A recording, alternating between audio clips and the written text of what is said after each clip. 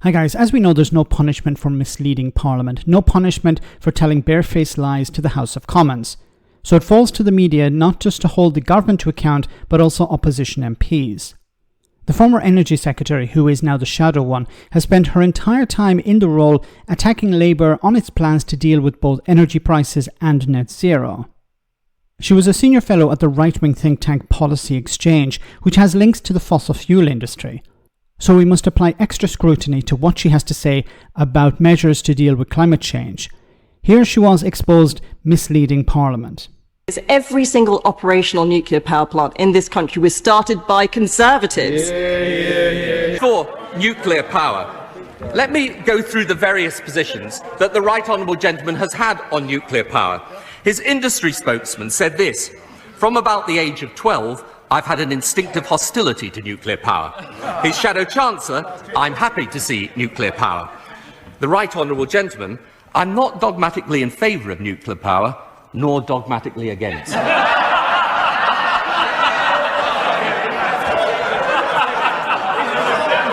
What's my position? I'm in favour of it. Is he in favour of it? Yeah, no, I'm in favour of it. Hang on. This is government. He asked me what my position is. I'm in favour of it. Right, what's his position? Well, it actually gets better. Let me read his position. He gave it... Just in a moment.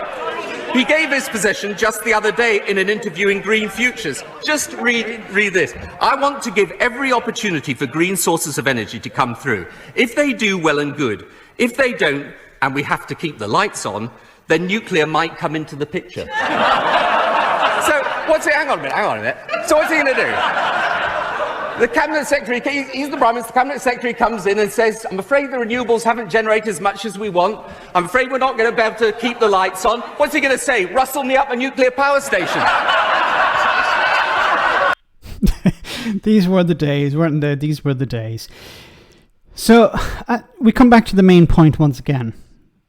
The problem of Parliament. You're not able to hold government ministers, you're not able to hold the Prime Minister, you're not even able to hold opposition MPs to account because they're allowed to lie. They're allowed to mislead Parliament. Because if you call them a liar, then you're going to be in trouble.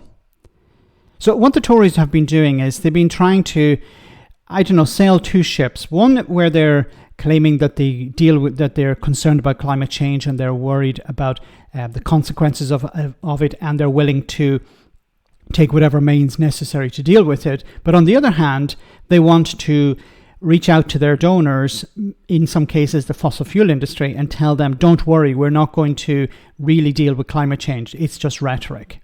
So they need to be called out on this. And as long as they are able to get away with it in Parliament, they will continue to regurgitate these lies. What needs to happen is they need to be challenged in the media. They need to be challenged whenever they appear in front of a camera. This was compiled by Farrukh on social media. Well done, a great set of clips here. But it exposes how these people will tell you one thing one day and then do the absolute opposite the next. Let me know in the comment section, guys, what you think. As always, your comments are greatly appreciated. Thanks a lot.